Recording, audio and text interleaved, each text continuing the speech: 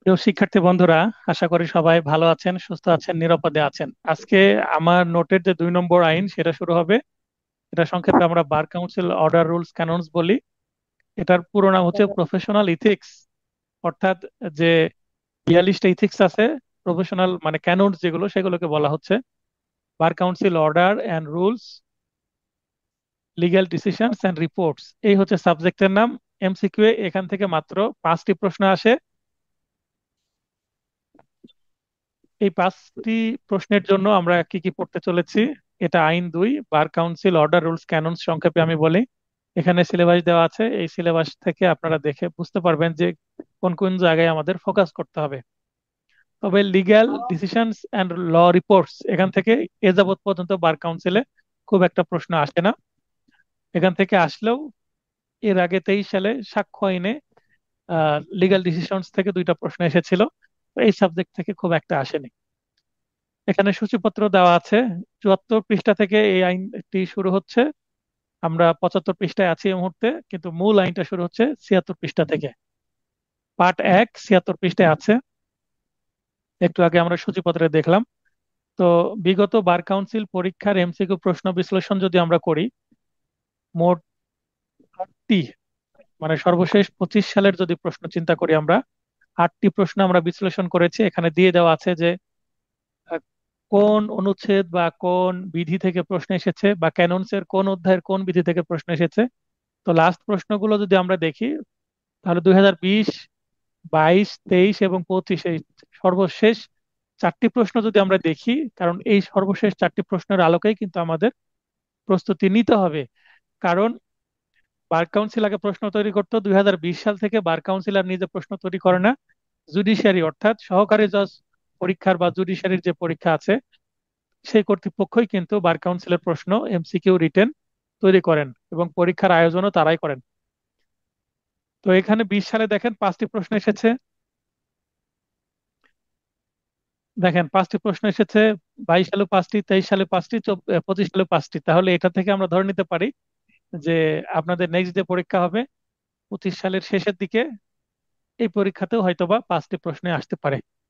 তো অনুচ্ছেদ 5 বা আর্টিকেল 5 থেকে এসেছে একটি প্রশ্ন, 6 থেকে একটি এবং 33 থেকে। অর্থাৎ এখানে আর্টিকেল বা অনুচ্ছেদ থেকে 3টি প্রশ্ন এসেছে। বিধি থেকে আমরা জানি, মানে বার কাউন্সিল রুলস এটাকে বিধি বলা হয়। 101টি বিধি আছে। 101টি বিধির মধ্যে মাত্র 41-এ এই বিধি থেকে প্রশ্ন এসেছে। আর টোটাল অনুচ্ছেদ আছে হচ্ছে 46টা। 46টা অনুচ্ছেদ পড়লে আমরা 33টা কমন 3টা এখানে এসেছে। আর ক্যাননস, ক্যাননস টোটাল 42টা আছে। 4টি অধ্যায়ে 42টা, তার মধ্যে মাত্র একটি এসেছে। কিন্তু এর আগের 23 সালে দেখেন যে ক্যাননস থেকে 3টে এসেছিল, আর অনুচ্ছেদ থেকে 2টি এসেছিল, বিধি থেকে কোনো প্রশ্নই আসেনি। 22 সালে যদি চিন্তা করি আমরা, অনুচ্ছেদ থেকে 2টি, ক্যাননস থেকে 3টি। 20 সালে যদি চিন্তা করি, বিধি থেকে 2টি, অনুচ্ছেদ থেকে একটি, ক্যাননস থেকে 2টি। তার মানে তুলনামূলকভাবে 20 সালের পরীক্ষায় কিন্তু এখন মানে এ যাবৎকালের সবচেয়ে কঠিন প্রশ্ন 20 সালে হয়েছিল। কারণ 17 সালে কিন্তু প্রশ্ন সহজ ছিল। এর থেকে হঠাৎ 20 সালে প্রশ্নের একটু যে প্যাটার্ন, সেখানে একটা ব্যাপক পরিবর্তন আমরা দেখি, কারণ কর্তৃপক্ষই পরিবর্তন হয়েছে। আগে করতো বার কাউন্সিল, এখন করছে জুডিশিয়ারি, তাই প্রশ্নের প্যাটার্নে অনেক পরিবর্তন হয়েছে। অন্যান্য সাবজেক্টেও আমরা তাই দেখি। তো বিশ্লেষণ আপনারা অন্যান্য যে বছরগুলো সাধারণত 2012 সাল থেকে এমসিকিউ প্রশ্ন শুরু হয়। তার আগে এমসিকিউ পরীক্ষা ছিল না, রিটেন হতো, ভাইবা হতো। তারও অনেক আগে রিটেনও ছিল না, শুধু ভাইবা হতো। তো এখানে আমরা যদি নতুন অনুচ্ছেদ বিধি বা আচরণ বিধি অর্থাৎ ক্যাননস চিন্তা করি, তাহলে 2025 সালের এমসিকিউ পরীক্ষায় কোনো নতুন অনুচ্ছেদ বিধি বা আচরণ বিধি থেকে প্রশ্ন আসেনি। তার মানে প্রিভিয়াস থেকে রিপিট হয়েছে। অন্যান্য সাবজেক্টে কিন্তু আমরা ভিন্ন দেখলাম, পেনাল কোড থেকে কিন্তু রিপিট হয়েছে। সবচেয়ে নতুন প্রশ্ন এসেছে সিআরপিসি থেকে। 12টি নতুন প্রশ্ন এসেছে। আমরা যখন সিআরপিসি পড়বো তখন আমরা দেখতে পাবো। পুনরাবৃত্তি বা রিপিটেড ধারাসমূহ, তার মানে যেই ধারা থেকে বারবার প্রশ্ন হয়। অনুচ্ছেদ 3, 5, 6, 6A, 8, 27, 33, 34, 36, বিধি 3, 41A, 60, 60-এর উপবিধি 3, এবং ক্যাননসের বিধি যেগুলো আছে, অধ্যায় 2 এর বিধি 5 এবং অধ্যায় 4 এর বিধি 8 এখান থেকে বারবার রিপিট হয়। তার মানে এগুলো পড়া হচ্ছে ফরজ, এখান থেকে প্রশ্ন আসার সম্ভাবনা সবচেয়ে বেশি, কারণ এগুলো রিপিটেড সেকশন, রিপিটেড আর্টিকেল বা রুলস। এরপরে বাস্তবে প্রয়োগযোগ্য কিছু অনুচ্ছেদ আছে, তো এখানে আমরা যেগুলো বাস্তবে আছে এগুলো অনুচ্ছেদ। আর এখানে বিধি আছে, এগুলো হচ্ছে অনুচ্ছেদ। বিধি আছে এখান থেকে 91 পর্যন্ত, এবং ক্যাননস যদি আমরা চিন্তা করি, ক্যাননস আছে এই কয়টা, আপনারা দেখে নেবেন। আপনাদের কাছে নোট আছে সবার কাছে আশা করি। এবং যারা সর্বশেষ ভর্তি হয়েছেন, দু একজনের কাছে হয়তো বা এখনো নোট পৌঁছায়নি, তবে পৌঁছে যাবে। একটু অপেক্ষা করেন, হয়তো বা আগামী কালকেই পৌঁছে যাবে। আগামী কালকের মধ্যে যদি নোট পৌঁছে না যায়, অবশ্যই আমাকে মেসেজ দিবেন, আমি রসিদটা পাঠিয়ে দেব। তখন আপনারা সেটাকে নিয়ে সুন্দরবন কুরিয়ার সার্ভিসের নিকটস্থ অফিসে গেলে বুঝতে পারবেন। আচ্ছা, রেজল করিম মানিক ভাই, লাইনে আছেন আপনি? আপনার মাইক্রোফোনটা মানে নড়াচড়া করছে বলে খসখস শব্দ হচ্ছে, সেটাকে একটু কন্ট্রোল করার চেষ্টা করেন। তো এখানে মন্তব্য আমি যেটা বলছি যে পরিচিতি অংশ ও বিধি হতে প্রশ্ন কম হয়, অপরদিকে বর্তমানে অনুচ্ছেদ ও ক্যানন্স থেকে বেশি বেশি প্রশ্ন হচ্ছে। তো এইগুলো আমাদের মাথায় রেখে কিন্তু আমি আপনাদের জন্য এই সাবজেক্ট থেকে সাজেশন দিয়েছি। অনুচ্ছেদ এগুলো পড়তে হবে, রুলস পড়তে হবে এগুলো, ক্যানন্স পড়তে হবে এগুলো। এগুলো পড়লে আপনি অন্তত 5-এর মধ্যে 4 তো কমন পাবেন। তারপরেও এগুলো যদি আপনাদের কাছে বেশি মনে হয়, আমি বারবার প্রতিটা 7টা সাবজেক্টের নিচে কিন্তু একটা খুবই হাইলাইটেড কথা বলে দিয়েছি যে পরীক্ষার 1 মাস পূর্বে শর্ট সাজেশন দেওয়া হবে। অনেকেই আমার কাছে অনুরোধ করবেন, না স্যার এখনই শর্ট সাজেশন দেন। এখনই শর্ট সাজেশন দেওয়া মানে আপনার মানে ক্ষতি করা। আপনাকে আমার এই যে ফাউন্ডেশন নোট এটা শেষ করতে হবে, যা কিছু আছে সবই পড়তে হবে। পড়ার পরে শেষে যে কোনগুলো পড়বো সেগুলো আমি ফাইনাল টাচ নোটে সংক্ষিপ্তভাবে শর্ট সাজেশন দিয়ে দেবো। এখন শর্ট সাজেশন পাওয়া যাবে না। পরীক্ষার 1 মাস আগে বলেছি, হয়তো বা 1 মাসের আর একটু আগে, 1.5 মাস বা 5 সপ্তাহ আগেও দিয়ে দিতে পারি। তো এখন আমরা শুরু করব পরিচিতি, মানে এই আইনটার পরিচিতি অংশে আমাদের কি কি পড়তে হবে। Bangladesh legal practitioners and bar council order, এটা হচ্ছে পুরো নাম আইনের, 1972। এটা 1972 সালের 46 নং আইন। এটি কার্যকর হয় 26 মার্চ 1971 সালে। দেখেন, আইন তৈরি হলো 72 সালে, কিন্তু এটা 26 মার্চ 1971, মানে বাংলাদেশের যে জন্মদিন, স্বাধীনতা দিবস যেই তারিখে বাংলাদেশের সৃষ্টি হয়েছে, সেই তারিখ থেকে এটাকে কার্যকর দেখানো হয়েছে। এই তারিখ থেকে, এই তারিখে আইনটা পাশ করা সম্ভব হয়নি কেন? কারণ ওই সময় যুদ্ধ চলছিল। যুদ্ধের সময় তো আর আইন পাশ করা সম্ভব না। তাই এটা যখন দেশ স্বাধীন হলো 1972 সালে, সবকিছু ধীরে ধীরে ঠিক হতে শুরু করলো। 1972 সালে আইনগুলো আসে, কারণ তখন সংসদ কার্যকর হতে শুরু করে। এবং এটাকে রেস্ট্রোস্পেকটিভ এফেক্ট মানে পূর্ব থেকে যে কার্যকর, সেটা দেখানো হয়েছে। তার মানে এই আইনটা তৈরি হলো 72 সালে, কিন্তু এইটা কার্যকর হলো 1971 সালে 26শে মার্চ। এই আইনটা প্রকাশিত হয় আঠাশ 18 মে 1972, মানে 18 মে 1972, কিন্তু কার্যকর তার আগেই 26 মার্চ 1971। আগে থেকে কেন কার্যকর হয়েছে সেটারও ব্যাখ্যা দিয়ে দিলাম। এবং এটাকে বলে রেস্ট্রোস্পেকটিভ ইফেক্ট বা পূর্ব থেকে কার্যকর। সর্বশেষ সংশোধন হয় 2021 সালে, যখন করোনাকালীন সময়ে বার কাউন্সিলের যে নির্বাচন, সেটা সাধারণত মে মাসের 31 তারিখের মধ্যেই হতে হয়। তো মে মাসের 31 তারিখের মধ্যে যেহেতু নির্বাচন করা সম্ভব হয়নি করোনাকালীন লকডাউনের কারণে, এই কারণে অনুচ্ছেদ 8-এ অ্যাডহক কমিটির সংযোজন করা হয়েছে, যেটার গেজেট প্রকাশ হয়েছিল 13 সেপ্টেম্বর 2021। এটা সর্বশেষ সংশোধন হয়। ওই সময় প্রথম অ্যাডহক কমিটি গঠন করা হয়, এবং রিসেন্টলি আবারও জুলাই অভ্যুত্থানের কারণে বাংলাদেশের যে নতুন রাজনৈতিক পরিস্থিতি, এই সময় আবার নির্বাচন করা সম্ভব হয়নি গত মে মাসে। তাই এখানে সেকেন্ড অ্যাডহক কমিটি গঠন করা হয়েছে। আমরা জানি বাংলাদেশ বার কাউন্সিলের সদস্য সংখ্যা হচ্ছে 15, কিন্তু বর্তমানে 14 জন সদস্য নিয়ে বাংলাদেশ বার কাউন্সিল এগিয়ে যাচ্ছে। রংপুর অঞ্চলের যে সদস্য, ওনার সদস্য এখনো মানে সদস্য পদ কেউ পায়নি, এই কারণে রংপুর একটা অনুপস্থিত আছে। শুধুমাত্র অন্যান্য 14 জন সদস্য নিয়ে বাংলা কাউন্সিলের অ্যাডহক কমিটি গঠন হয়েছে এবং সেটা রান করছে। আদেশটি এটা বাংলাদেশ অর্ডার, অর্ডার শব্দের অর্থ কি আদেশ, আদেশটি একটি বিশেষ বা মৌলিক বা তত্ত্বগত বা সাবস্ট্যান্টিভ ল, এটা একটি সাবস্ট্যান্টিভ ল হিসাবে আমরা দেখব। তবে বিতর্ক আছে, অনেকে এটাকে আবার প্রসিডিউরাল ল বলে, কিন্তু আমি এটাকে সাবস্ট্যান্টিভ ল হিসাবে পছন্দ করি বলতে। আমার কাছে এটা নিয়ে যুক্তি আছে, কারণ এটা কোনো পদ্ধতিগত আইন নয়।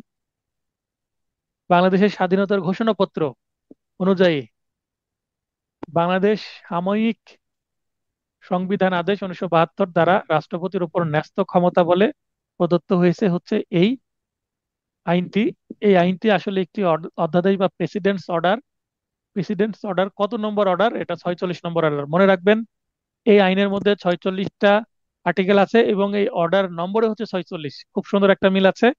প্রেসিডেন্টস এর অর্ডার নম্বর 46 দিয়ে এই আইন তৈরি হয়, এবং এই আইনে হচ্ছে 46টা অনুচ্ছেদ আছে বা আদেশ। এই আদেশটিতে 46টি অনুচ্ছেদ বা আর্টিকেল আছে। এই আইনে একটি প্রস্তাবনাও দেওয়া আছে। প্রস্তাবনা হচ্ছে প্রিয়াম্বল, যেটা বাংলাদেশ সংবিধানের শুরুতে আছে এবং এই আইনের শুরুতেও আছে। প্রিয়াম্বল বলতে এই আইনের উদ্দেশ্যটা কি সেটা বোঝানো হয়, এই আইনের মধ্যে কি আছে, লক্ষ্য কি, মিশন ভীষণ সাধারণত এর মধ্যে থাকে।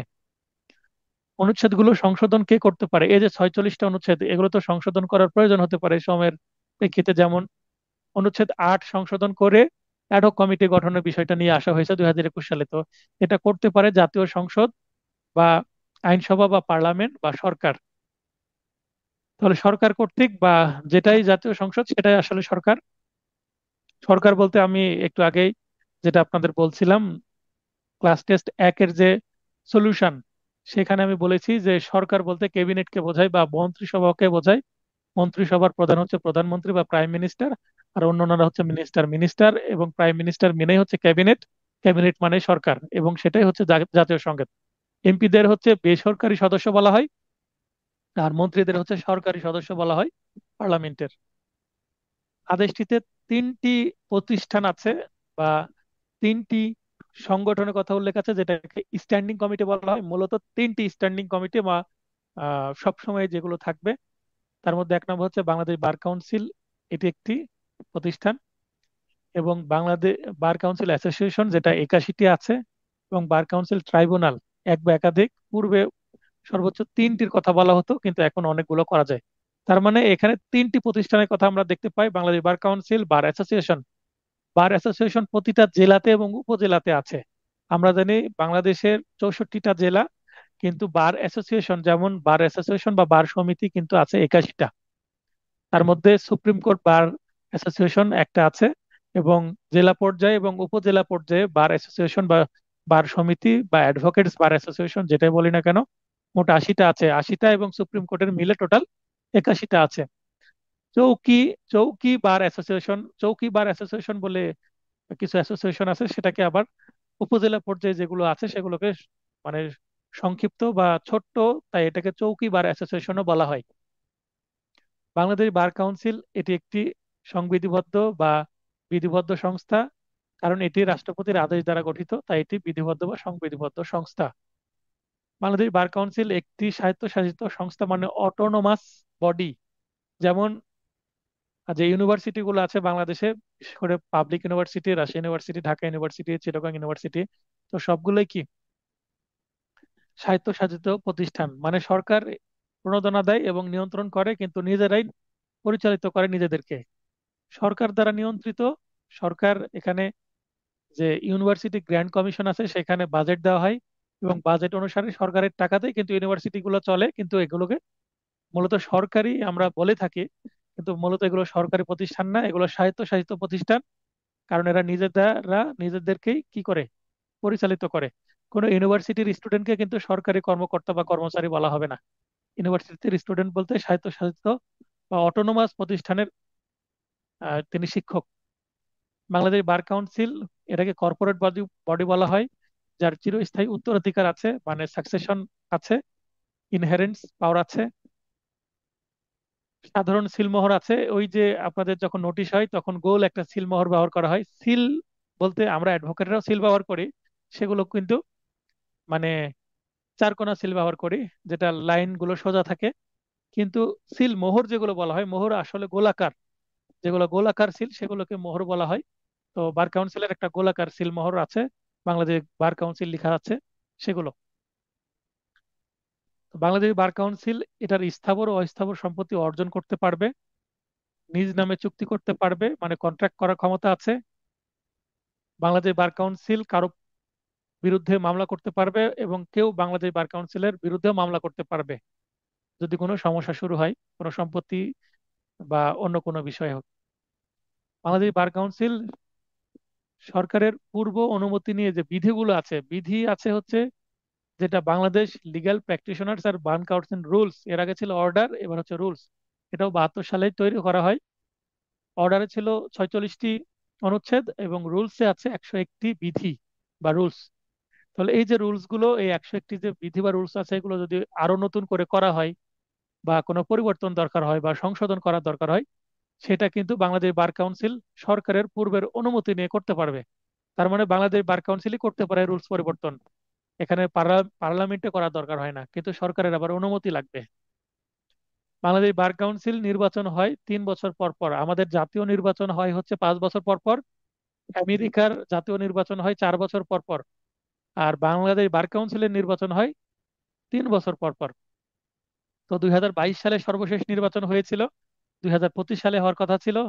করোনার 2021 সালে হয়নি, 2021 সালে হতো কিন্তু করোনার কারণে হয়নি। 1 বছর পিছিয়ে 2022 সালে হয়েছে। 2025 সালে হলো না, কারণ এই যে দেশের পরিস্থিতির কারণে জাতীয় নির্বাচনই তো হচ্ছে না, এই কারণে বার কাউন্সিলের নির্বাচনও হয়নি। তাই অ্যাডহক কমিটি আবার গঠন করা হয়েছে 25 সালে। তো আশা করা যাচ্ছে 2026 সালে হয়তোবা আবার বার কাউন্সিলের নির্বাচন হতে পারে। বার কাউন্সিলের নির্বাচন হয় 1 বছর পর পর,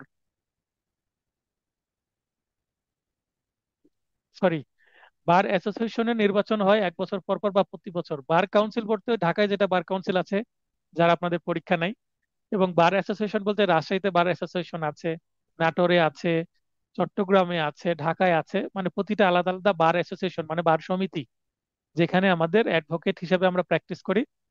আমাকে বাংলাদেশ বার কাউন্সিল তো সনদ দিয়েছে বা লাইসেন্স দিয়েছে, কিন্তু এটা আমি কোন এলাকায় প্র্যাকটিস করব সে এলাকার আবার সদস্যপদ নিতে হয়। তো আমি রাজশাহী এলাকার মানুষ, রাজশাহী লোকাল মানুষ, তার রাজশাহী যে জাজ কোর্ট সেখানে প্র্যাকটিস করার জন্য এখানে যে লোকাল বার অ্যাসোসিয়েশন আছে বা স্থানীয় বার সমিতি আছে, সেখানকার আমি সদস্যপদ নিয়েছি। এবং সাধারণত আমাদের রাজশাহীতে প্রতি বছর মানে 1 বছর পর পরই ভোট হয়, নওগাঁতেও হয়। আমার জানা নাই যে অন্য কোনো বার অ্যাসোসিয়েশনে 1 বছরের বিকল্প হিসেবে 2 বছর বা 3 বছর পর পর ভোট হয় কিনা। তো আমার যতটা মানে তিন তিন চারটা খোঁজ নিয়েছি, সবগুলোতে সাধারণত 1 বছর পর পরই হয়। আইনজীবীদের পেশাগত আচরণবিধি বা যেগুলোকে ক্যাননস বলা হয় বা ইথিক্স, সেখানে 4টা অধ্যায় আছে। এবং প্রথম অধ্যায়ে 11টি, দ্বিতীয় অধ্যায়ে 14টি, তৃতীয় অধ্যায়ে 9টি এবং চতুর্থ অধ্যায়ে 8টি, মোট 42টি বিধি আছে। এগুলো যখন আমরা ক্যাননস পড়বো সেখানে কিছু টেকনিক আছে যে কোন অধ্যায়ে কয়টি বিধি আছে মনে রাখার। বাংলাদেশ বার কাউন্সিলের কাজ নয় কি? আইন সহায়তা করা। আইনগত সহায়তা করার কাজ হচ্ছে, বাংলাদেশে ব্লাস্ট আছে, লিগ্যাল এইড আছে, এগুলো আইনগত সহায়তা দেয়। বাংলাদেশ বার কাউন্সিল আইনগত সহায়তা দেয় না। বাংলাদেশ বার কাউন্সিলের কাজ কি সেটা আমরা অনুচ্ছেদ 10 যখন পড়বো, আজকে পড়বো একটু পরে, সেখানে স্পষ্টভাবে বলা আছে যে বাংলাদেশ বার কাউন্সিলের কাজ কি। তো আইন সহায়তা করা সেটা বাংলাদেশ বার কাউন্সিলের কাজ না। পরীক্ষা নেওয়া বাংলাদেশ বার কাউন্সিলের কাজ। অ্যাডভোকেটদের তালিকা প্রস্তুত করা কাজ। অ্যাডভোকেট অসদাচরণ করলে তার বিচার করা এবং আহ, তাকে শাস্তি দেওয়া, এবং তার যদি লাইসেন্স কেড়ে নেওয়া হয় সেই তালিকা থেকে তার লাইসেন্স বাতিল করে দেওয়া, রিমুভ করে দেওয়া, এগুলো বাংলাদেশ বার কাউন্সিলের কাজ। আরো অনেক কাজ আছে, সেগুলো আমরা একটু পরে দেখব। তো এই পার্ট 1 অর্থাৎ পরিচিতি অংশ থেকে বিগত সালে যে প্রশ্নগুলো এসেছে সেগুলো আমরা দেখে নিই। মাত্র 4টা প্রশ্ন এসেছে। বাংলাদেশ বার কাউন্সিল প্রতিষ্ঠাকারী আইন একটি কি? আইন একটি হচ্ছে প্রেসিডেন্টস অর্ডার। তো আমি প্রথমে পড়লাম যেটা কতে আছে পরিচিতি অংশে, প্রেসিডেন্টস অর্ডার। রাষ্ট্রপতির কত নং আদেশ দ্বারা এটা হয়েছে? আমরা একটু আগে পড়লাম 46 নং আদেশ, মানে অর্ডার নং 46।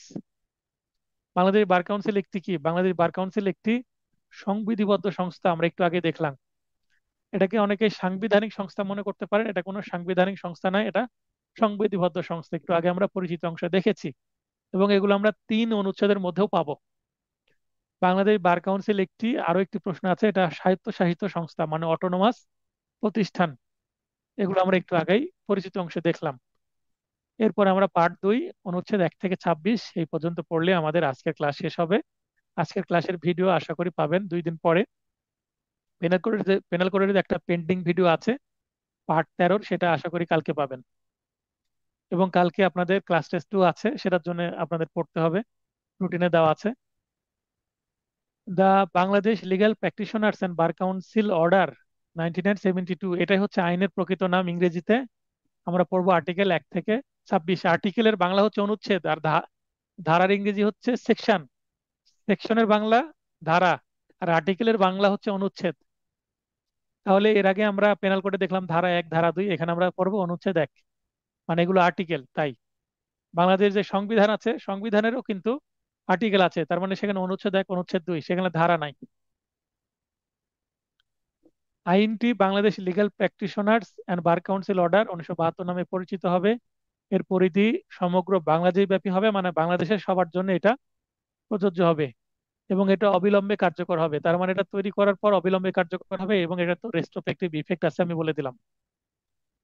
অনুচ্ছেদ 2 সংজ্ঞা বা ডেফিনেশনস আছে, এখানে আমি ইংলিশ সংজ্ঞাগুলোই রেখেছি, কারণ ইংলিশটা যদি আমি বুঝিয়ে দিই বাংলা এমনি মনে থাকবে, আর এখান থেকে ইংলিশে প্রশ্ন আসার সম্ভাবনা বেশি। অ্যাডভোকেট, অ্যাডভোকেট বলতে entered in the role.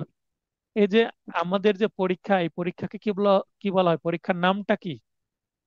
Based ভাই লাইনে আসবেন।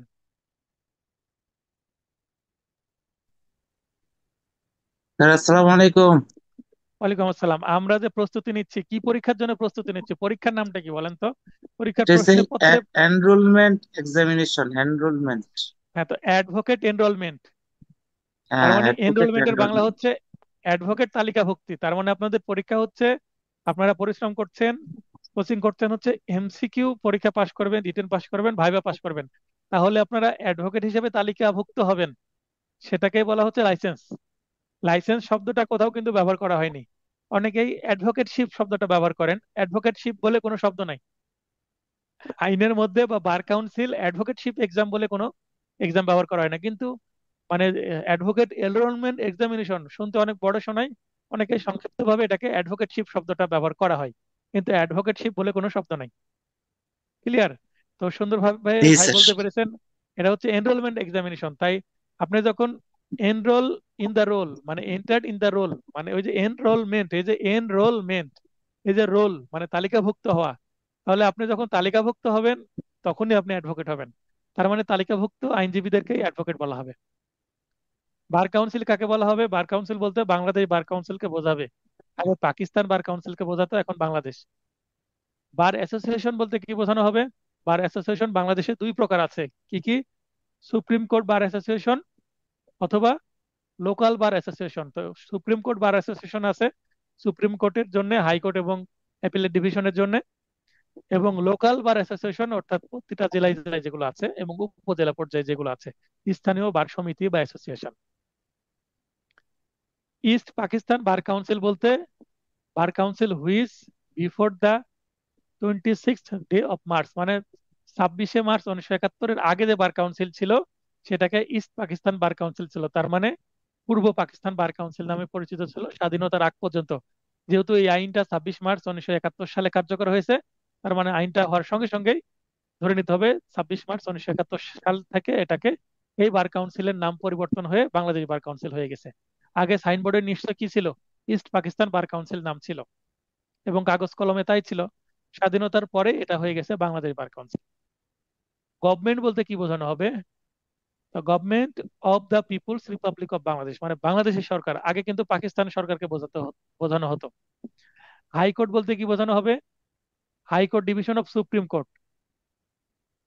লোকাল বার অ্যাসোসিয়েশন বলতে কি বোঝানো হবে? একটু আগে আমরা দেখলাম বিবিতে বার অ্যাসোসিয়েশন, সেখানে সুপ্রিম কোর্ট বার অ্যাসোসিয়েশন ছিল, কিন্তু লোকাল বার অ্যাসোসিয়েশন আলাদাভাবে এফ এ বলা হচ্ছে bar association in a district or any other bar association under article 39। অর্থাৎ এই যে রাজশাহী বার অ্যাসোসিয়েশন বা বার সমিতি, তারপরে পাবনা বার সমিতি, কুষ্টিয়া, তারপরে চাঁপাই নবাবগঞ্জ, নওগাঁ, নাটোর, তারপরে চট্টগ্রাম, খুলনা, ঢাকা, এই যে সবগুলো বার সমিতি, এই এই বার সমিতিগুলোকে পারমিশন দিয়েছে কে? বাংলাদেশ বার কাউন্সিল এবং বাংলাদেশ বার কাউন্সিলকে মানে পারমিশন দেওয়ার ক্ষমতা দিয়েছে কত আর্টিকেল? 97। যদি প্রশ্ন আসে যে বাংলাদেশ বার কাউন্সিল কত অনুচ্ছেদের ক্ষমতা বলে স্থানীয় বার সমিতিগুলোকে অনুমোদন দিয়ে থাকে, তাহলে উত্তর হবে অনুচ্ছেদ 39। বুঝতে পারলেন ভাই? জি স্যার, জি sir. But not supreme court bar association. Supreme court bar association local পর্যায়ের কোনো বার অ্যাসোসিয়েশন না, সেটা কিন্তু ঢাকায় সেন্ট্রালি একটাই আছে। তাই এটাকে লোকাল বার অ্যাসোসিয়েশনের মধ্যে ইনক্লুড করা হবে না, এটা লোকাল বার অ্যাসোসিয়েশন নয়। তাহলে আমরা টোটাল বার অ্যাসোসিয়েশন 81টা দেখলাম, তার মধ্যে সুপ্রিম কোর্ট বার অ্যাসোসিয়েশন একটা এবং বাকি একটা আসে হচ্ছে 40টা। তাহলে 64টা জেলায় টোটাল, সরি, 80টা, 64টা জেলায় টোটাল 80টা বার অ্যাসোসিয়েশন আছে লোকালি, এবং সুপ্রিম কোর্ট একটা, টোটাল 81টা বার অ্যাসোসিয়েশন আছে। যদি ভাইভাতে প্রশ্ন করে, ভাইভাতে এই ধরনের প্রশ্ন আসে, এমসিকিউ রিটেনে আসে না, যে বাংলাদেশে বার অ্যাসোসিয়েশন কয়টি আছে, তখন উত্তর হবে 81টি। এবং লোকাল বার অ্যাসোসিয়েশন কয়টি আছে? 80টি। এই হচ্ছে ব্যাখ্যা। প্রেসক্রাইবড শব্দের অর্থ কি উপায়ে? Prescribed by rules made under this order. Roll বলতে কি বোঝাবে? আচ্ছা, রোল বলতে কি বোঝা হবে? The roll of advocates prepared and maintained by the bar council. তো দেখবেন প্রতিটা সালের বিপরীতে একটা করে রোল থাকে। যেমন আমার হচ্ছে 1458, আমার যে রোল বার কাউন্সিলে, যে আমার রোল বা সনদ নাম্বার, সেটা হচ্ছে 1458। মানে আমি যেই সালে এনরোল হয়েছি সেই সালের আমি হচ্ছে 1458 নম্বর, আমার রোল সিরিয়াল অনুসারে এটা এসেছে। মানে বার কাউন্সিলের যদি ওই যে রেজিস্টার খোলা হয়, তাহলে 1458 নম্বর রোলের বিপরীতে আমার নাম মোহাম্মদ শহীদুল ইসলাম চলে আসবে। ট্রাইব্যুনাল, তাহলে এই যে বার কাউন্সিলের যে রোল দেওয়া হয়েছে, এই 1458 আমাকে, এটাই আমার রোল, এবং অ্যাডভোকেট হিসাবে আমি এই রোলটা পাচ্ছি। কোনো কারণে যদি আমার অসদাচরণ হয় বা এবং আমার লাইসেন্সটা চলে যায়, যেমন কিছুদিন আগে একজন পিপি মহোদয়ের লাইসেন্স চলে গেছে, এই খবর জানেন বাসেত ভাই? না স্যার, শুনে নেই। পেপারে ভাইরাল হয়েছে। উনি নারী শিশু নির্যাতন দমন ট্রাইব্যুনাল, আমি জেলার নাম বলছি না, তো উনি যে বিচারক ছিলেন, বিচারক মহোদয়কে ঘুষ দেওয়ার চেষ্টা করেছেন হোয়াটসঅ্যাপে, এবং সরাসরি ওনার বাসায় গিয়ে খামে করে টাকা দেওয়ার চেষ্টা করেছেন। তো ইনি তিনি কি করেছেন, ওই আইনজীবীর নামে কমপ্লেন করে দিয়েছেন। কমপ্লেন করার কারণে মিটিং হয়, এবং মিটিং কিছুদিন আগে একটা তো স্পেশাল মিটিং করে বার কাউন্সিল ওনার লাইসেন্স নিয়ে নিয়েছেন। মানে ওনার যে রোল বার কাউন্সিলের রেজিস্টার, সেই রোলের এটার মেনটেন করা হচ্ছে, ওর বিপরীতে লাল কালিতে লেখা লেখা থাকবে রিমুভড। মানে উনি আর অ্যাডভোকেট নাই, একটু ভুলের কারণে। বুঝতে পারলেন রোলের গুরুত্বটা কি? জি স্যার, জি। আচ্ছা, সৎভাবে ট্রাইব্যুনাল। পেশা পরিচালনা করতে হবে আর কি, সৎভাবে হুম পেশাটা হুম। পরিচালনা করতে আমরা যখন ক্যাননস পড়বো, 42টা যে অনুচ্ছেদ আছে সেখানে, সেগুলো মেনটেন করলেই আপনার কোনো অ্যাডভোকেটের বিরুদ্ধে যদি মামলা হয়, ফৌজদারি অপরাধও হয়ে যায়, তারপরেও কিন্তু লাইসেন্স যায় না। মনে করেন কোন অ্যাডভোকেট মার্ডার করে ফেলেছেন, মার্ডার করলেও তার লাইসেন্স যাবে না। সে মার্ডার করার পর তার যদি মনে করেন যে 10 বছরের জেল হয়, 10 বছর পর তিনি কিন্তু আবার কোর্টে আসতে পারবেন। কি কোনো অপরাধ করেছেন, সেটা যদি এই যে 42টা নৈতিকতা বিধান আছে তার বাইরে যদি কোনো অপরাধ করে থাকেন, মনে করেন স্ত্রী কোন অ্যাডভোকেটের নামে যৌতুকের মামলা করেছে, তো এই যৌতুকের মামলায় তার যদি 2 বছরের জেল হয়, তো 2 বছর পর উনি আবার কোর্টে আসতে পারবেন। মানে এই যে ফৌজদারি অপরাধ হোক বা সিভিল কোনো লাইবিলিটি হোক, তার নামে সিভিল মামলা হোক বা ফৌজদারি মামলা হোক, ক্রিমিনাল কেস হোক, এটার কারণে তার জেল হয়ে গেলেও কি হয় না, লাইসেন্সের কোনো ক্ষতি হয় না। কিন্তু 42টা যে বিষয় আছে তার মধ্যে ওই নৈতিকতার বিধান দেওয়া আছে, তো এগুলো যদি না মানা হয় তাহলে লাইসেন্স চলে যেতে পারে। Tribunal constituted under this order, এই অর্ডারের আন্ডারে 33 অনুচ্ছেদে কিন্তু ট্রাইব্যুনাল গঠনের বিষয় আছে, যে ট্রাইব্যুনালের মাধ্যমে কিন্তু অ্যাডভোকেটদের কি দেওয়া হয়, শাস্তি দেওয়া হয়। অনুচ্ছেদ 3, বৈশিষ্ট্য কি? বার কাউন্সিল এর বৈশিষ্ট্য কি? ভাই শব্দ হচ্ছে, শব্দটা কন্ট্রোল করার চেষ্টা করেন, হেডফোন কানে আছে তো, কচকচ করে শব্দ হচ্ছে। হয় আশেপাশে শব্দ হচ্ছে, নাহলে হেডফোনটা আপনি নড়াচ্ছেন। এই আদেশের আওতায় গঠিত বাংলাদেশ বার কাউন্সিল, এই আদেশের আওতায় গঠিত বাংলাদেশ বার কাউন্সিলকে কি বলা হবে? বাংলাদেশ বার কাউন্সিল বলা হবে।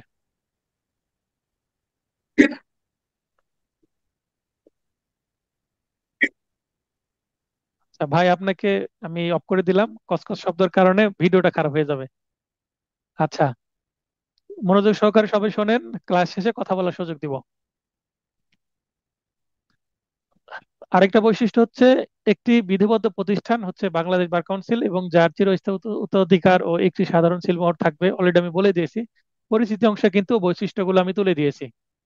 স্থাবর ও অস্থাবর উভয় প্রকার সম্পত্তি অর্জন ও ধারণের এখতিয়ার থাকবে, মানে ক্ষমতা থাকবে। চুক্তি করার এখতিয়ার থাকবে। বাংলাদেশ বার কাউন্সিলের পক্ষে এবং এর বিরুদ্ধে মামলা করা যাবে। এগুলো সবগুলো হচ্ছে বাংলাদেশ বার কাউন্সিলের বৈশিষ্ট্য। অততে দেওয়া আছে অনুচ্ছেদ 3-এ। অনুচ্ছেদ 4-এ বলা হচ্ছে মেয়াদ কতদিন হবে। একটা বাংলাদেশ বার কাউন্সিল গঠন করা হলে এর মেয়াদ হবে, বাংলাদেশ বার কাউন্সিলের সাধারণ নির্বাচনের পর থেকে 1লা জুলাই হতে শুরু হবে মেয়াদ, এবং পরবর্তী 3 বছর পর্যন্ত। অর্থাৎ মেয়াদ বা টার্ম হচ্ছে 3 ইয়ার্স। 3 বছর পর পর নির্বাচন হওয়ার কথা। এবং নির্বাচন হয় সাধারণত মে মাসের 31 তারিখ বা তার আগে। এবং জুন মাসটা হচ্ছে যারা নির্বাচিত হলো তাদের সময় দেওয়া হয় 1 মাস একটু রিল্যাক্স করার। তারপরে পরের মাস, তাহলে মে মাসের মধ্যে নির্বাচন হয়। জুন মাসটা ছুটি থাকে সাধারণত সেশনের, তারা গুছিয়ে নেয় নিজেদেরকে। তারপরে জুলাইয়ের 1 থেকে পরবর্তী 3 বছর পর্যন্ত সেশন শুরু হয়। যারা নির্বাচিত হন তারা 3 বছর ক্ষমতায় থাকেন। অনুচ্ছেদ 5, সদস্যবৃন্দ বা মেম্বার্স। মেম্বার্স কারা কারা হতে পারে, কিভাবে হতে পারে, কোথা থেকে হয়? মোট 15 জন মেম্বার হবে। এই প্রশ্নটা বারবার আসে, বাংলাদেশের মেম্বার কত? বাংলাদেশ বার কাউন্সিলের সদস্য কত বা মেম্বার কত? 15 জন। তার মধ্যে একজন কে পদাধিকার বলে বাংলাদেশের অ্যাটর্নি জেনারেল। যিনি অ্যাটর্নি জেনারেল তিনি অটোমেটিক বাংলাদেশ বার কাউন্সিলের কি হবেন? সদস্য হবেন, মানে তার নির্বাচনের দরকার নাই। তিনি অ্যাটর্নি জেনারেল, তাই তিনি ডিরেক্ট তিনি বাংলাদেশ বার কাউন্সিলের কি হবেন? সভাপতি হয়ে যাবেন। পদাধিকার বলে। নির্বাচিত সাধারণ সদস্য 7 জন থাকবে। তার মানে সেন্ট্রালি যে নির্বাচন হয় ঢাকায়, সেই সেন্ট্রালি নির্বাচনে 7 জন কি করেন? সদস্য থাকেন। এবং নির্বাচিত আঞ্চলিক ভিত্তিক বা গ্রুপ ভিত্তিক যে সদস্য, সাধারণত সংরক্ষিত আসন এগুলো, যেগুলো গ্রুপ ভিত্তিক থাকে, যেমন আমাদের রাজশাহীতে রাজশাহী, চাঁপাইনবাবগঞ্জ, নওগাঁ, এই ধরনের কয়েকটি বার অ্যাসোসিয়েশন মিলে একটা গ্রুপ করা হয়েছে। এবং পুরো বাংলাদেশকে টোটাল 7টি গ্রুপে ভাগ করা হয়েছে। তাহলে 7টি গ্রুপ থেকে 7 জন। সরকার সমগ্র দেশের বার অ্যাসোসিয়েশন সমূহকে 7টি গ্রুপে ভাগ করেছেন, তাহলে 7টি গ্রুপ থেকে 7 জন। যেমন আমাদের রাজশাহী থেকে 7টি গ্রুপে, যে রাজশাহী অঞ্চল থাকে, সেই রাজশাহী অঞ্চল থেকে রাজশাহী যে বার অ্যাসোসিয়েশন বা আমাদের বার অ্যাসোসিয়েশনের নাম হচ্ছে রাজশাহী অ্যাডভোকেটস বার অ্যাসোসিয়েশন। তো এই রাজশাহী অ্যাডভোকেটস বার অ্যাসোসিয়েশন বা সংক্ষেপে রাবা বলা হয়। তো রাবা থেকে প্রতি বছর একজন থাকেন, বর্তমানেও একজন আছেন। তো এখানে তাহলে আমরা যদি প্রশ্ন করি যে নির্বাচিত সদস্য কতজন, তাহলে দেখবেন 7 জন সাধারণ এবং 7 জন হচ্ছে গ্রুপ ভিত্তিক। তাহলে 7 7 14 জন হচ্ছে নির্বাচিত সদস্য। এবং অনির্বাচিত বা পদাধিকার বলে সদস্য হচ্ছে একজন, কে অ্যাটর্নি জেনারেল মহোদয়। তাহলে প্রশ্ন আসে যদি মোট সদস্য কতজন বা সদস্য কতজন? 15 জন। নির্বাচিত সদস্য কতজন? 14 জন। যদি বলা হয় গ্রুপ ভিত্তিক নির্বাচিত সদস্য কতজন? 7 জন। নির্বাচিত সাধারণ সদস্য কতজন? 7 জন। এভাবে নানানভাবে প্রশ্ন আসতে পারে। 5-এ, কোনো অ্যাডভোকেট স্ব পদে পরপর 2বারের অধিক থাকতে পারবে না, মানে 2 কনজিকিউটিভ টার্মস। তার মানে এই যে একজন ব্যক্তি নির্বাচন করবেন, নির্বাচনের জন্য তিনি সর্বোচ্চ 2বার নির্বাচন করতে পারবেন পরপর।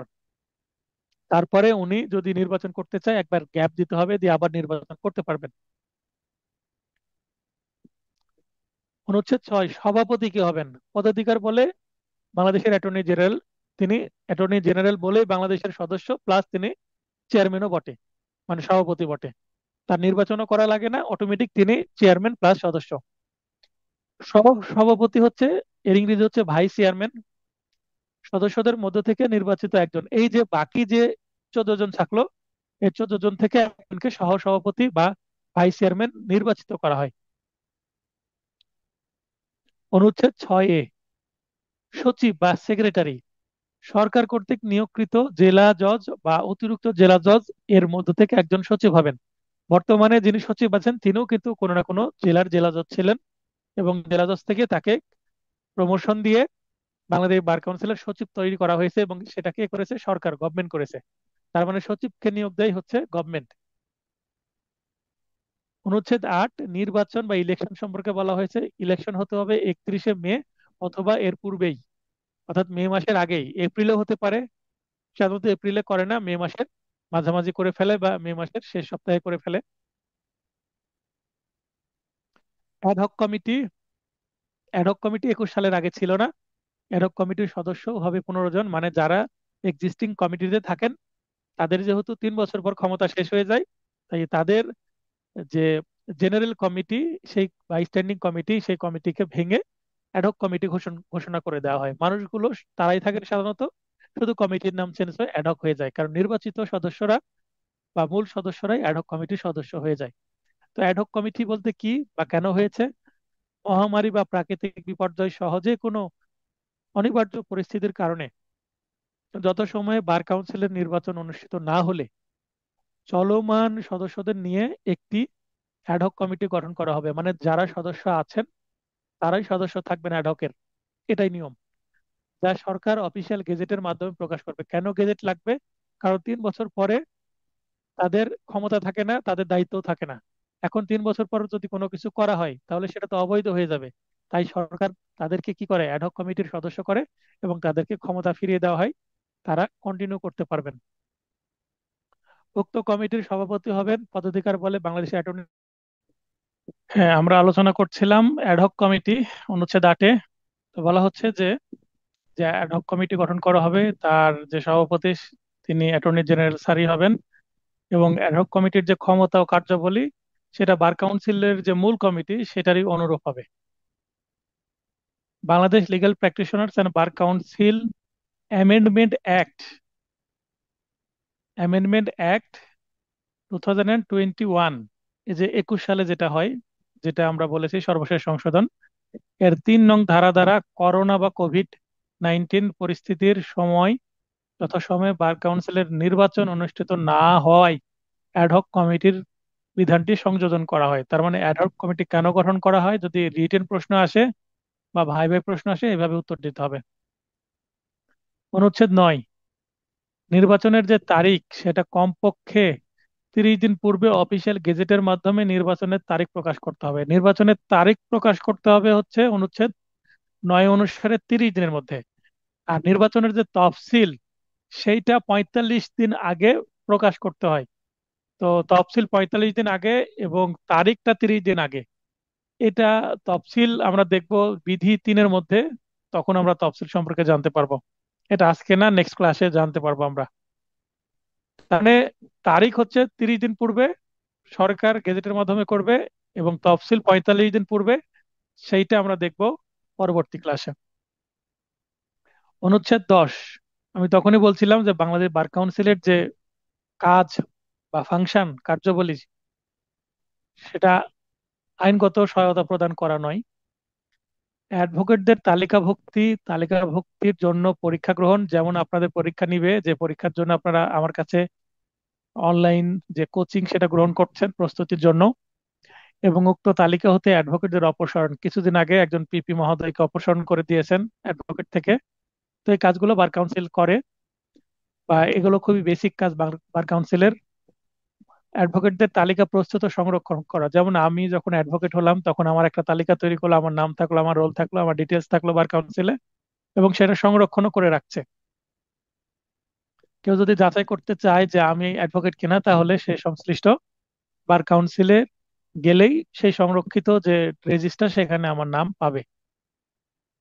সকল অ্যাডভোকেটদের যাদের তালিকাভুক্ত হয়েছেন সবারই নাম পাওয়া যাবে। অ্যাডভোকেটদের জন্য পেশাগত আচরণবিধি ও নৈতিকতা সংক্রান্ত যে বিধি সেটা প্রণয়ন করে বাংলাদেশ বার কাউন্সিল। তাহলে বিধি প্রণয়ন করে বাংলাদেশ বার কাউন্সিল সরকারের পূর্বের অনুমতি নিয়ে।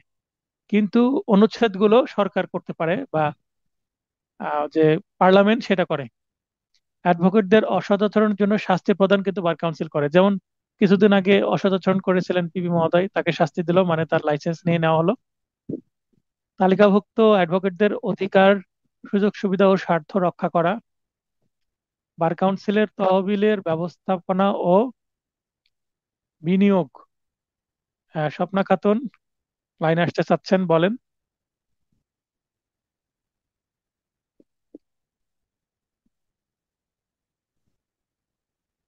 সদস্যদের জন্য নির্বাচনের ব্যবস্থাকরণ, কমিটি সমূহের জন্য বিধি প্রণয়ন। হ্যাঁ আপু কথা বলেন, লাইন অন হয়েছে। বলছি কি যে বার কাউন্সিল সদস্য থেকে যদি অন্যায় করে কোনো অ্যাডভোকেট, তাদেরকে হুম। বাদ দেওয়া হয়, পরবর্তীতে কি সে আসতে পারে আবার কোনো? যদি সাময়িক বরখাস্ত করে তাহলে সময় শেষে, যদি 2 মাসের জন্য বা 2 বছরের জন্য করা হয় তারপরে আসতে পারে, কিন্তু যদি পার্মানেন্ট রিমুভ করা হয়, মানে বাতিল করা হয়, তিনি আর সারা জীবন বাংলাদেশের আর অ্যাডভোকেট হতে পারবেন না, আর পরীক্ষা দেওয়ার সুযোগ নাই। আসতে পারে? বিশ্ববিদ্যালয়গুলোর সাথে আলোচনাপূর্বক আইন শিক্ষার মান উন্নয়নে ভূমিকা রাখা, যেহেতু আইন শিক্ষার পরে অ্যাডভোকেট হওয়া হয়, তাই বিশ্ববিদ্যালয়ের সাথে কথা বলে, যে বিশ্ববিদ্যালয়গুলো আছে, তো বিশ্ববিদ্যালয় বলতে এখানে পাবলিক ইউনিভার্সিটি গুলো আছে, তারপরে প্রাইভেট ইউনিভার্সিটি, এবং এখানে ল কলেজকেও বোঝাবে। তো কিভাবে আইন শিক্ষার মান বাংলাদেশে উন্নত করা যায়, এই ধরনের মানে আইন শিক্ষা কমিটিও আছে বাংলাদেশ বার কাউন্সিলে। তো আইন শিক্ষা কমিটি আহ এখানে সিদ্ধান্ত নেয় যে কিভাবে বাংলাদেশের যে আইন শিক্ষা সেটা আরো ভালো করা যায়। বাংলাদেশ বার কাউন্সিল যে আদেশ দ্বারা অর্পিত অন্যান্য কার্যাবলী সেগুলো সম্পাদন করে, আদেশে যা কিছু বলা থাকে সেগুলো করে, এবং উপরে উল্লেখিত কার্যাবলী সম্পাদনের জন্য প্রয়োজনীয় যে ব্যবস্থা সেগুলো গ্রহণ করতে পারে। তো এই হলো, এখানে যতটুকু আছে সেটা রিটেনের জন্য হুবহু আপনাদের মুখস্থ করতে হবে। আমার রিটেন নোটেও কিন্তু এটাই হুবহু এইভাবেই লেখা আছে। তার মানে এমসিকিউ যদি আপনি মুখস্থ করে ফেলেন, রিটেনও আপনার কাজে লাগবে। রিটেনে যদি আসে বাংলাদেশের বার কাউন্সিলের কার্যাবলী কি, এগুলোই লিখতে হবে। অনুচ্ছেদ 11, স্থায়ী কমিটি বা স্ট্যান্ডিং কমিটি। 3টি স্থায়ী কমিটি আছে। যদি বলা হয় বাংলাদেশ বার কাউন্সিলের কয়টি স্থায়ী কমিটি আছে বা স্ট্যান্ডিং কমিটি কয়টি আছে, তাহলে উত্তর হবে 3টি। কি কি? এক্সিকিউটিভ কমিটি বা নির্বাহী কমিটি, 5 জন সদস্য, এর সদস্যদের মধ্য থেকে বার কাউন্সিল কর্তৃক নির্বাচিত হন। আর্থিক কমিটি থাকে বা ফাইন্যান্সিয়াল কমিটি, যেটা 5 জন সদস্য এখানেরও, যারা সদস্যদের মধ্য থেকে বার কাউন্সিল কর্তৃক নির্বাচিত, মানে 15 জন যে সদস্য আছে এই 15 জন সদস্যদের থেকে কিন্তু নির্বাচিত হয়। এবং আরেকটি আছে আইন শিক্ষা কমিটি, এখানে সদস্য মোট 9 জন। দেখেন এখানে আইন শিক্ষা কমিটির সদস্যের একটু পার্থক্য আছে। আইন শিক্ষা কমিটিতে আছে 9 জন, আর নির্বাহী এবং আর্থিক কমিটিতে আছে 5 জন করে। তাহলে এই 5 জন সদস্য আবার সদস্যদের মধ্যে থেকে নির্বাচিত বার কাউন্সিলের, এবং বাকি যে 4 জন, এই 4 জন সদস্যদের মধ্যে এরা অনির্বাচিত হন বার কাউন্সিল সদস্যদের মধ্য থেকে। এরা মানে বার কাউন্সিল সদস্যদের বাইরে থেকে নেওয়া হয়, এবং ইনারা অনির্বাচিত, এনাদেরকে সিলেকশন দেওয়া হয়। ইলেকশন মানে নির্বাচন, মানে ভোটিং এর মাধ্যমে হয়। সিলেকশন মানে পছন্দ করে নেওয়া। কোন একজন ব্যক্তিকে বলা হলো ঠিক আছে আপনি আইন শিক্ষা কমিটির সদস্য হবেন, তিনি যদি বলেন যে হ্যাঁ আমি রাজি আছি, তাহলে তিনি সদস্য হবেন, এটাই। এই 4 জনের মধ্যে ন্যূনতম আবার 2 জন হবেন কলেজ বা বিশ্ববিদ্যালয়ের আইন বিভাগের শিক্ষক। যেমন বাংলাদেশের যে পাবলিক এবং প্রাইভেট ইউনিভার্সিটি আছে, সেখানে ল ডিপার্টমেন্টের শিক্ষক আছেন, তাদের থেকে নিয়ে নেওয়া হলো। মিনিমাম 2 জন নিতে হবে, 4 জনও নেওয়া যেতে পারে। এবং যে ল কলেজগুলো আছে, যেখানে 2 বছরের এলএলবি কোর্স করানো হয়, সে ল কলেজের শিক্ষককেও নেওয়া যেতে পারে এই কমিটিতে। তাহলে 9 জনের মধ্যে 5 জন ভেতরের মানে বার কাউন্সিলেরই, এবং 4 জন হচ্ছে বাইরের। তার মধ্যে 2 জন হচ্ছে কলেজ বা ইউনিভার্সিটির ল টিচার হবেন। তাহলে 2 জন যদি ল টিচার হয়, আর বাকি 2 জন কোথা থেকে নেবেন? ওই বাকি 2 জনও ল টিচার থেকে নিতে পারেন। যদি না নেয়, তাহলে ন্যূনতম 2 জন যদি ল টিচার হন, বাকি 4 জন সুশীল সমাজের যে কোনো ব্যক্তি, যিনি সচেতন ব্যক্তি, তাকে নিতে পারেন। সুশীল সমাজ বলতে সম্মানিত কোনো ব্যক্তি, যার আইন বিভাগের তিনি শিক্ষক না, কিন্তু তিনি রিটায়ার্ড নিয়েছেন, বা অন্য হয়তো বা তার জ্ঞান আছে, যে একজন কোনো শিক্ষা অনুরাগী, অর্থাৎ শিক্ষা বিষয়ে যার পারদর্শিতা আছে, যাকে নিলে কমিটির উপকার হবে, এই ধরনের ব্যক্তি নিতে পারেন। অথবা 4 জনই ল শিক্ষক নিতে পারেন। 11B, নিবন্ধন কমিটি, এনরোলমেন্ট কমিটি বলা হয়। এই যে এই নিবন্ধন কমিটি আপনাদের এত কষ্ট দিচ্ছে, 5 জন সদস্য হবেন, এই 5 জন সদস্যই আপনাদের কি এই পরীক্ষা নেওয়ার ব্যবস্থা করেন। তার মানে আপনারা যে পরীক্ষা দেন, এই পরীক্ষার প্রশ্ন তৈরি করছে কারা? জুডিশিয়ারি। আগে করতো কারা? নিবন্ধন কমিটি তৈরি করতো। তো এখানে নিবন্ধন কমিটি এখন প্রশ্ন তৈরির দায়িত্ব দিয়ে দেয় হচ্ছে, পরীক্ষা নেওয়ার দায়িত্ব দিয়ে দেয় জুডিশিয়ারিকে। জুডিশিয়ারি আবার সেটা প্রশ্ন তৈরি করে, কিন্তু ম্যানেজমেন্টের দায়িত্ব দেয় দেয় বাংলাদেশ যে ঢাকা ইউনিভার্সিটি আছে, ঢাকা ইউনিভার্সিটির পুরো একটা ডিপার্টমেন্টকে পরীক্ষা নেওয়ার দায়িত্ব দিয়ে দেয়, কিন্তু প্রশ্ন তৈরি করে বা সবকিছু নিয়ন্ত্রণ করে হচ্ছে জুডিশিয়ারি। এবং পরীক্ষা নেওয়ার পরে পরীক্ষার খাতাপত্র আবার কাকে দিয়ে দেয়? বাংলাদেশ বার কাউন্সিলের কাছে জমা দিয়ে দেয়, এবং বাংলাদেশ বার কাউন্সিলই কিন্তু এমসিকিউ, রিটেন এবং ভাইবার রেজাল্ট তৈরি করে। জাস্ট প্রশ্ন তৈরি করার দায়িত্ব এবং নিয়ন্ত্রণ করার দায়িত্ব এক্সাম হচ্ছে জুডিশিয়ারির। এবং প্রশ্ন মানে পরীক্ষা কোথায় হবে, কিভাবে হবে, এগুলো আবার কন্ডাক্ট করে কারা? ঢাকা ইউনিভার্সিটি। এটাই হয় সাধারণত। তো নিবন্ধন কমিটি হচ্ছে আপনাদের অভিভাবক, যারা আপনাদের লাইসেন্স দিবে কি দিবে না সেটা সিদ্ধান্ত নেবে, মানে তাদের আন্ডারেই কি হয়, এক্সাম হয়। এখানে একজন সভাপতি থাকবেন, একজন সভাপতি, তিনি আবার বাংলাদেশ যে সুপ্রিম কোর্ট আছে, সে সুপ্রিম কোর্টের অ্যাপিলেট ডিভিশন বা আপিল বিভাগের বিচারপতি গণের মধ্যে থেকে প্রধান বিচারপতি কর্তৃক মনোনীত। তাহলে নিবন্ধন কমিটির সদস্য সভাপতি কে হবেন, চেয়ারম্যান কে হবেন? তিনি আপিল বিভাগের একজন জাস্টিস হবেন, বিচারপতি। তাকে কে মনোনয়ন দিবেন? প্রধান বিচারপতি দিবেন, সরকার না, প্রধান বিচারপতি বা চিফ জাস্টিস। চিফ জাস্টিস যে অ্যাপিলেট ডিভিশনের যে জাস্টিসটা আছেন তার থেকে একজনকে বলবেন আপনি হচ্ছেন সভাপতি নিবন্ধন কমিটির। দুইজন সদস্য হবেন হাইকোর্ট বিভাগের বিচারপতিগণের মধ্যে থেকে। এখানে মানে এই দুইজনকে আবার চিফ জাস্টিস বা প্রধান বিচারপতি মনোনয়ন মনোনয়ন দিবেন। তো এখানে হাইকোর্ট ডিভিশনের দুইজন, অ্যাপিলেট ডিভিশনের একজন, তিনজন হলো। একজন সদস্য অ্যাটর্নি জেনারেল পদাধিকার বলে, তো পদাধিকার বলে অ্যাটর্নি জেনারেল বার কাউন্সিলের সদস্য, আবার বার কাউন্সিলের সভাপতি। কিন্তু তিনি নিবন্ধন কমিটির কিন্তু সভাপতি নন। অ্যাটর্নি জেনারেল নিবন্ধন কমিটির একজন সাধারণ সদস্য, এবং একজন সদস্য সদস্যদের মধ্যে থেকে বার কাউন্সিল কর্তৃক নির্বাচিত। যেমন আমরা যার কল্যাণে ফেসবুকে যার কথা বারবার আমরা দেখছি, যার ভিডিও, যার পোস্ট ভাইরাল হচ্ছে, যিনি আগে আগে আমাদেরকে পরীক্ষার খবর দিয়ে দিচ্ছেন, ব্যারিস্টার কাজল স্যার। হ্যাঁ, রুহুল কুদ্দুস কাজল স্যার। তো রুহুল কুদ্দুস কাজল স্যার হচ্ছে যে একজন সদস্য, যিনি সদস্যদের মধ্যে থেকে বার কাউন্সিল কর্তৃক নির্বাচিত। তার মানে উনি একজন কি, অ্যাডভোকেট। তাহলে এখানে অ্যাডভোকেট আছেন দুইজন, অ্যাটর্নি জেনারেল ও অ্যাডভোকেট। এবং কাজল স্যার আছেন হচ্ছেন এই যে একজন সদস্য, উনি নিবন্ধন কমিটির একজন সদস্য। তাহলে দুইজন হলেন অ্যাডভোকেট, অ্যাটর্নি জেনারেল এবং কাজল স্যার। আর বাকি তিনজন হচ্ছে জাস্টিস বা বিচারপতি। তার মানে এখানে খুবই কড়া নিয়ন্ত্রণের মাধ্যমে আপনাদের অ্যাডভোকেট লাইসেন্স দেওয়া হয়, মানে এনরোল করা হয়। এই জায়গায় বুঝতে পারেননি কে বলেন? নিবন্ধন কমিটির 5 জন সদস্য কিভাবে আসে বুঝতে পারেননি কে? আপনারা এখানে যে একজনের একজনের আগে, এই যে 11 নিচে এই জায়গায় একজনের আগে এখানে লিখে রাখতে পারেন এডি। এডি মানে অ্যাপিলেট ডিভিশন। তার দুইজন এর বাম পাশে লিখে রাখতে পারেন এইচসিডি মানে হাইকোর্ট ডিভিশন। আর এখানে একজনের আগে লিখতে পারেন এজি মানে অ্যাটর্নি জেনারেল। আর এখানে লিখতে পারেন এডি মানে মানে অ্যাডভোকেট, এডিভি লিখতে পারেন, অ্যাডভোকেট। এভাবে সংক্ষিপ্ত ভাবে মনে রাখতে পারবেন, এখান থেকে বারবার আর প্রশ্ন আসে আর কিন্তু। আরেকবার বলেন একটু। আমি বলেছি কি বলবো? একজনের রেডি। আচ্ছা, এই যে সভাপতির আগে লিখবেন এডি, এডি মানে অ্যাপিলেট ডিভিশন, অ্যাপিলেট ডিভিশন থেকে একজন, তাই। আর দুইজনের আগে লিখবেন এইচ সিডি মানে হাইকোর্ট ডিভিশন। আর আর এই যে এই এই একজন অ্যাটর্নি জেনারেলের আগে এই একজন, এই জায়গায় এই ফাঁকা জায়গায় লিখেন হচ্ছে এজি মানে অ্যাটর্নি জেনারেল। আর সর্বশেষ নিচে লিখেন হচ্ছে এডিভি মানে অ্যাডভোকেট। হলো ডিভি। আচ্ছা, অনুচ্ছেদ 14, অ্যাডভোকেট বা তাদের পরিবার ও নির্ভরশীলদের জন্য গ্রুপ ইন্স্যুরেন্সের ব্যবস্থা আছে, এবং বেনোভেলেন্ট যে ফান্ড সেটার ব্যবস্থা আছে। তো এগুলো প্রশ্ন এই অনুচ্ছেদ 14 থেকে বিগত সালে কখনো প্রশ্ন আসেনি, কিন্তু আমার কাছে মনে হয় যে এটা গুরুত্বপূর্ণ একটা, যে বেনোভোলেন্ট ফান্ড একটা বড় বিষয়।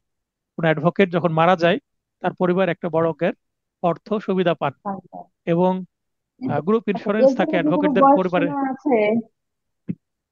বয়স সীমা অনুসারে কি থাকে, স্ল্যাব করা থাকে, যে 5 বছর প্র্যাকটিস করলে কত পাবে, 10 বছর প্র্যাকটিস করলে কত পাবে, 20 বছর, 15 বছর, আমি 30 বছর শুনেছিলাম যে প্র্যাকটিস করলে কত পাবে।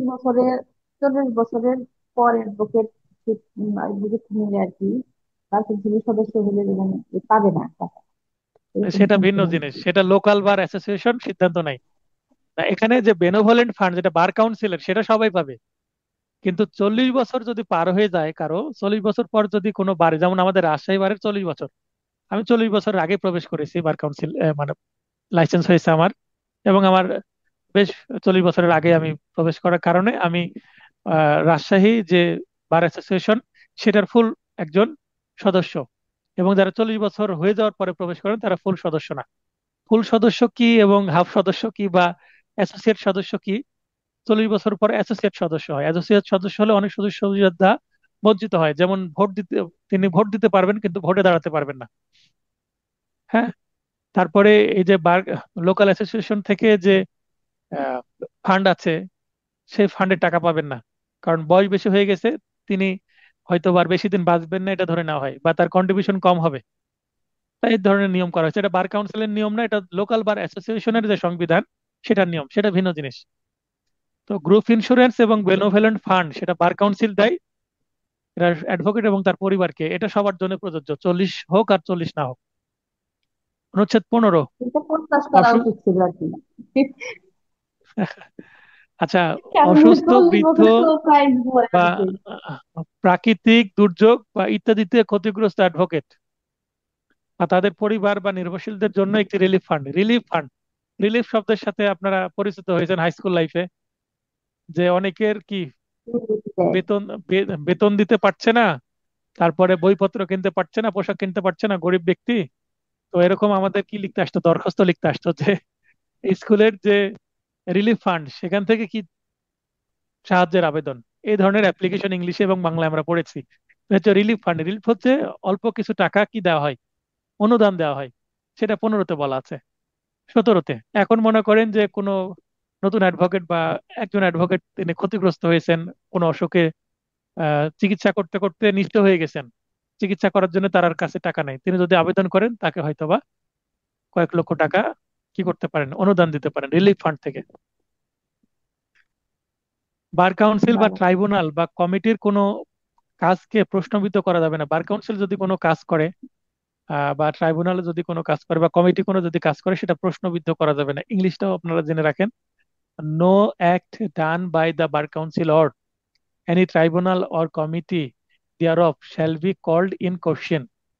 তাহলে এটা কোশ্চেন করা যাবে না যদি সেইটা সরল বিশ্বাসে করা হয়। কিন্তু সরল বিশ্বাসে যদি না করে, কোনো অন্যায় করে বার কাউন্সিল বা বার কাউন্সিলের কোনো সদস্য, তাহলে তার বিরুদ্ধে মামলা করা যাবে। আমরা কোথায় দেখলাম, অনুচ্ছেদ 3-এ। কিন্তু সরল বিশ্বাসে যদি কোনো কাজ করে, যেমন আপনি পরীক্ষা দিলেন, আপনি বললেন আমি তো অনেক ভালো পরীক্ষা দিয়েছি। হ্যাঁ, অনেকে এরকম করে যে আমি রিভিশন করব, আমি রিড করব, আমি রিটেন ভালো পরীক্ষা দিয়েছি কিন্তু আমার পাস হয়নি, আমাকে খাতা দেখানো হোক। তো খাতা দেখাবেন আবার কাউন্সিল লিখিতর। এবং আপনি আবার, কেউ যদি বলে যে আমি অনেক পরীক্ষা ভালো দিয়েছি, আমাকে পাশ করানো হয়নি কেন, আমার খাতা চুরি হয়েছে বা নানান কথাবার্তা নিয়ে এসে আমি বার কাউন্সিলের নামে মামলা করব, এই মামলা চলবে না। 17 ধারাতে সেটা বাতিল করে দেওয়া হয়েছে। 18 ধারাতেও এরকমই কিছু। বার কাউন্সিল বা, এখানে 17 ধারায় শোকজ বা প্রশ্নবিদ্ধ করা যাবে না, মানে শোকজ করা যাবে না। বার কাউন্সিল বা ট্রাইব্যুনাল বা কমিটি বা কর্মকর্তা কর্মচারীদের সরল বিশ্বাসে কৃত কোনো কাজের জন্য তাদের বিরুদ্ধে কোনো মামলা করা যাবে না। মানে নো শুট, শুট মানে কি, সিভিল মামলা বা মোকদ্দমা, or other legal proceeding shall lie, মানে করা যাবে না। তাহলে 17-18 বাংলাদেশ বার কাউন্সিলকে ইমিউনিটি দেওয়া হয়েছে। ইমিউনিটি মানে কি, ইমিউনিটি মানে এখানে তাদেরকে কিছু তাদের বিরুদ্ধে কোনো কিছু করা যাবে না। বিষয় থেকে দায় মুক্তি দেওয়া হয়েছে। ইমিউনিটি মানে দায় মুক্তি। হুম। 17-18 ধারা এই ধরনের যদি প্রশ্ন আসে যে কত অনুচ্ছেদে বাংলাদেশ বার কাউন্সিলকে দায় মুক্তি দেওয়া হয়েছে, তাহলে বা ইমিউনিটি দেওয়া হয়েছে, তাহলে উত্তর হবে 17 এবং 18। আপনারা লিখে রাখতে পারেন ইমিউনিটি বা দায় মুক্তি, এটা হবে 17 এবং 18 অনুচ্ছেদে ইমিউনিটি বা দায় কিন্তু মুক্তি দেওয়া হয়েছে। ইউনিটি কই দেখি। অনুচ্ছেদ 19, বাংলাদেশ অ্যাডভোকেট ব্যতীত কেউ আইন পেশা প্র্যাকটিস করবে না। মানে অ্যাডভোকেট না কিন্তু আদালতে দাঁড়িয়ে যদি শুনানি করে বা মক্কেলের সাথে কথা বলে মামলা রিসিভ করে, তাহলে সেটা একটা অপরাধ হবে। একজন অ্যাডভোকেট সারা বাংলাদেশে আইন পেশা প্র্যাকটিস করার অধিকার থাকবে। আমি অ্যাডভোকেট হয়েছি, আমি যে কোনো জেলায় যে প্র্যাকটিস করতে পারবো। আমি রাজশাহীতে সদস্য নিয়েছি, আমি নওগাঁতে নিতে পারবো, চাপাই নিতে পারবো, বাংলাদেশের যে কোনো জায়গায় প্র্যাকটিস করতে পারবো। কারণ বাংলাদেশ বার কাউন্সিল বাংলাদেশের সকল আহ সমিতিতে সদস্যপদ দিতে অনুমোদন দিচ্ছে। লাইসেন্স দেওয়া মানে ওভারঅল বাংলাদেশের জন্যই দেওয়া। এখন আমি যে এখানে প্র্যাকটিস করবো, আবার কেউ যদি মনে করে আমি একাধিক বার অ্যাসোসিয়েশনের সদস্য হব, তাহলে একাধিক বার অ্যাসোসিয়েশনেরই তিনি সুযোগ সুবিধা পাবেন। মানে একসাথে একাধিক করা যায়। তিনি আচ্ছা, এই সকল ক্ষেত্রে আদালত। একটু বলেন। প্রশ্ন আছে। আচ্ছা, এই ক্ষেত্রে বার কাউন্সিলের একাধিক বার কাউন্সিলের সদস্য হলে বিভিন্ন জায়গায় যে সমিতির মাধ্যমে মতামত টাকা দিতে হয়, বিভিন্ন হ্যাঁ, জায়গায় এরকম দিতে হবে। হ্যাঁ, সদস্য আমাদের 37,000 টাকা লেগেছিল সদস্য হতে। আমাদের রাজশাহীতে টাকা বেশি, ঢাকাতে 10,000 টাকা করে লাগে। তো আমি যদি ঢাকাতে হতে চাই, ঢাকাতে 10,000 টাকা জমা দিলেই ঢাকারও সদস্য হয়ে যাব। মাসে মাসে দিতে হয় না? না, বাৎসরিক একটা ফি আছে। বাৎসরিক প্রায় 7,000-এর মতো আমাদের দিতে হয়, পার কাউন্সিল ফি। সেটাও আছে, 22-এ আমরা দেখবো সেটা। ও রাজস্ব কর্তৃপক্ষের সামনে উপস্থিত হতে এবং শুনানি করতে পারবে। তার মানে আমরা অ্যাডভোকেট হিসেবে আদালতে যেতে পারবো, সকল কোর্টস, সকল ট্রাইব্যুনাল, যেমন সাইবার ট্রাইব্যুনাল, তারপর নারী শিশু ট্রাইব্যুনাল, মানব পাচার ট্রাইব্যুনাল। তার মানে আদালতেও যেতে পারবো, ট্রাইব্যুনালেও যেতে পারবো। তারপরে রাজস্ব কর্তৃপক্ষ মানে ইনকাম ট্যাক্স যে আছে, ইনকাম ট্যাক্স বার অফিসে আছে না, মানে কিছুদিন আগে ইনকাম ট্যাক্সের যে কর্তৃপক্ষ হলো, এখানেও আমি শুনানি করতে পারবো। অথবা আরো যে শুনানি করা যায় আদালতের মতন, সেখানে আমি অ্যাডভোকেট হিসেবে শুনানি করতে পারবো। 21-এ বলা হচ্ছে হাইকোর্ট বিভাগে প্র্যাকটিস করার অনুমতির জন্য একজন অ্যাডভোকেটকে, তার মানে হাইকোর্ট পারমিশন নিতে হবে। একজন অ্যাডভোকেট হওয়ার পরে তিনি হাইকোর্টে সরাসরি প্র্যাকটিস করতে পারেন না। তিনি আগে অ্যাডভোকেট হিসাবে বাংলাদেশের নিম্ন আদালতে 2 বছরের জন্য প্র্যাকটিস করতে হবে। 2 বছর প্র্যাকটিস করার পরে তিনি হাইকোর্টের পারমিশনের পরীক্ষা দিতে পারবেন। যেমন নেক্সট 25 অক্টোবর হাইকোর্ট পারমিশনের পরীক্ষা আছে, যারা লোয়ার কোর্টে প্র্যাকটিস করে 2 বছর হয়ে গেছে তারা পরীক্ষা দিতে পারবে। আবার আমরা আরেকটা জায়গা দেখব, বিধি। তো সেখানে বলা আছে যাদের এলএলএম মানে মাস্টার্স করা আছে আইনের ওপরে, তারা 1 বছর প্র্যাকটিস করলেও হবে। এখানে কয়েকটা আবার অতিরিক্ত কি আছে, যোগ্যতা আছে। অতিরিক্ত যোগ্যতা থাকলে তারা এই 2 বছরের পরিবর্তে 1 বছর নিম্ন আদালতে প্র্যাকটিস করলেই হবে। তো সাধারণত 2 বছর, 21 অনুসারে। এবার কিন্তু 22। পরীক্ষা তো দিতে হবে। পরীক্ষা তো দিতেই হবে পারমিশন দেওয়ার জন্য। পরীক্ষাটা আপনার লিখিত। কঠিন, মানে ইংলিশের উপরে হয়। হ্যাঁ, হাইকোর্ট পারমিশনের পরীক্ষার জন্য আপনাকে শুধু রিটেন দিতে হয়, এমসিকিউ দেওয়া দরকার হয় না। এমসিকিউ চালু করেছিল আন্দোলন করার কারণে, এমসিকিউ বাতিল হয়ে গেছে। শুধু লিখিত আমাদেরও করা দিতে হয় উচিত এবং এরকম। ভাইবা দিতে হয়। আচ্ছা, অ্যাডভোকেটদের নির্ধারিত বাৎসরিক ফি প্রদান করতে হবে। এই যে আপনি বললেন মাসিক দিতে হয় স্যার, বললেন না, তো মাসিক না, আমাদের বাৎসরিক দিতে হয়। কেউ যদি ফি দিতে 6 মাস বিলম্ব করে তাহলে জরিমানা দিতে হবে। মনে করেন ফি দিতে দেরি করেছে, সাধারণত ডিসেম্বর মাসে হ্যাঁ। আমাদের ফি দিতে হয়। তো ডিসেম্বর মাস যদি পার হয়ে যায়, তাহলে সাধারণত এটা বছরের মাঝামাঝি অর্থাৎ জুলাই দিতে হয় ফি। এখন জুলাই থেকে ডিসেম্বরের মধ্যে কেউ যদি না দেয়, ডিসেম্বর পার হয়ে গেলেই মানে 6 মাস বিলম্ব হয়ে গেল, তাহলে জরিমানা সহ ফি দিতে হবে। অনুচ্ছেদ হ্যাঁ। 23, জ্যেষ্ঠতার ক্রম মানে অর্ডার অফ সিনিয়রিটি, মানে কে সিনিয়র হবে কে জুনিয়র হবে, এটা কিভাবে নির্ধারণ করা হবে। মনে করেন যে আমি আর আমার এক বন্ধু একসাথে আমরা অ্যাডভোকেট হয়েছি, কিন্তু তার থেকে আমার 2 মাস বয়স বেশি, কিন্তু আমরা একই তারিখে অ্যাডভোকেট হয়েছি। সেক্ষেত্রে আমি হব সিনিয়র, সে হবে জুনিয়র। কিন্তু মনে করেন যে আমার থেকে বয়সে 5 বছরের বড়, কিন্তু আমার 1 বছর পরে সে অ্যাডভোকেট হয়েছে, তাহলে আমি তার হব সিনিয়র। তার মানে সিনিয়র হিসাবে ট্রিট করার জন্য অ্যাডভোকেট হিসেবে তালিকাভুক্তির তারিখের ভিত্তিতে নির্ধারিত হবে। মানে কে আগে অ্যাডভোকেট হলো, কে কত সালে অ্যাডভোকেট হলো, সে আগে হবে অ্যাডভোকেট। যেমন যারা 20 সালে পরীক্ষা দিয়েছে এমসিকিউ, তারা 21 সালে অ্যাডভোকেট হয়েছে। 21 সালে পরে 23 সালে অ্যাডভোকেট হয়েছে, 24 সালে অ্যাডভোকেট হয়েছে, 25 সালে এবার হবে। এখনো রিটেন রেজাল্ট হয়নি। তো যে আগে অ্যাডভোকেট হয়েছে তার বয়সটা দেখা হবে না। আগে অ্যাডভোকেট হয়েছে মানে তার বয়স দেখা হবে না। আগে অ্যাডভোকেট হলে তার আগে সিনিয়র, কিন্তু একই তারিখে অ্যাডভোকেট হলে বয়স তখন দেখা হবে। বুঝতে পেরেছেন বিষয়টা? যদি দুই বা ততোধিক ব্যক্তির তালিকাভুক্তির তারিখ একই হয়, মানে আমি আর আমার বন্ধু একই তারিখে অ্যাডভোকেট হয়েছি, সেক্ষেত্রে তাদের বয়সের ভিত্তিতে সিনিয়র বা জুনিয়র হবে। আমি যদি 2 মাস বড় হয় আমি সিনিয়র হব আমার বন্ধুর থেকে। কিন্তু আমার থেকে বড়, আমার যদি মনে করেন যে আমার বড় ভাই আছে একজন, সে যদি অ্যাডভোকেট হতে চায়, সে যদি মনে করেন যে আমার পরে যদি পরীক্ষা দেয় 1 বছর 2 বছর পরে, তাহলে যদিও সে আমার বড় ভাই কিন্তু আমার সে জুনিয়র হবে।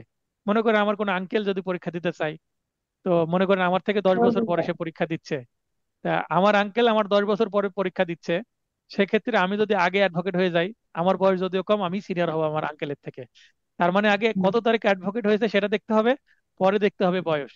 আর একই তারিখে অ্যাডভোকেট হলে বয়স যে বেশি সে হবে সিনিয়র, এটা হচ্ছে মূল বক্তব্য।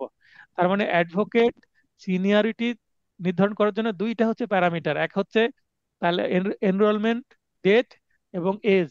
এনরোলমেন্ট ডেটটা আগে দেখতে হবে এবং এজ দেখতে হবে পরে। এটা নিয়ে কিন্তু আমার একটা সুন্দর প্রশ্ন আসে এবং পরীক্ষায় আমি দিব। তিনজন বন্ধুর নাম দিব, নাম দিয়ে বলবো সিনিয়র কে, কে জুনিয়র, এরকম একটা ক্রম তৈরি করতে। আমি আচ্ছা ভেরি ভেরি অনুচ্ছেদ, ইম্পর্টেন্ট রাখলাম। আচ্ছা অনুচ্ছেদ 26, আজকের সর্বশেষ অনুচ্ছেদ। বাংলাদেশের যে অ্যাটর্নি জেনারেল আছেন, বাংলাদেশ অ্যাটর্নি জেনারেল এর প্রাক-শ্রোতা অধিকার, right of pre audience. Right of pre audience মানে আমরা কোর্টে দাঁড়িয়ে যে কথা বলি এটাকে বলে হিয়ারিং। এটাকে বলে হিয়ারিং বা মুভ করা বা শুনানি করা। তো হিয়ারিং বা মুভ করা বা শুনানি করার অধিকার সর্বপ্রথম বা সবচেয়ে বেশি দেওয়া হয়েছে কাকে? Attorney general. অ্যাটর্নি জেনারেল যে আদালতে দাঁড়াবেন, সেই আদালতে ওনার আগে প্রথমে কথা বলার কি আছে? অধিকার আছে। এই অধিকারটা আলাদাভাবে তাকে কি দেওয়া হয়েছে? সুবিধা দেওয়া হয়েছে। তাহলে এটা অ্যাটর্নি জেনারেলের কি সুবিধা? তাহলে 26-এর নিচে লিখে রাখেন সুবিধা, বা এটাকে ইংলিশে বলা হচ্ছে প্রিভিলেজ। কি বলে? প্রিভিলেজ। প্রিভিলেজ শব্দের অর্থ সুবিধা। তাহলে 26 ধারায় অ্যাটর্নি জেনারেলকে কি দেওয়া হয়েছে? প্রিভিলেজ দেওয়া হয়েছে বা সুবিধা দেওয়া হয়েছে।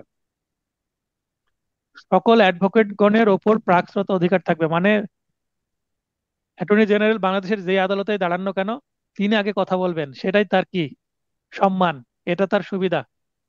প্রাকশ্রোতা অধিকার বলে অ্যাটর্নি জেনারেল সকল অ্যাডভোকেট গণের সিনিয়র হিসাবে বিবেচিত হবেন। মনে করেন যে অ্যাটর্নি জেনারেলের বয়স যদি হয় 60 বছর, এবং অ্যাটর্নি জেনারেলের পিতার বয়স মনে করেন 80 বছর, দুইজনই অ্যাডভোকেট, তো ওই বাবার থেকে ওই সন্তানই হবে সিনিয়র, কারণ উনি অ্যাটর্নি জেনারেল।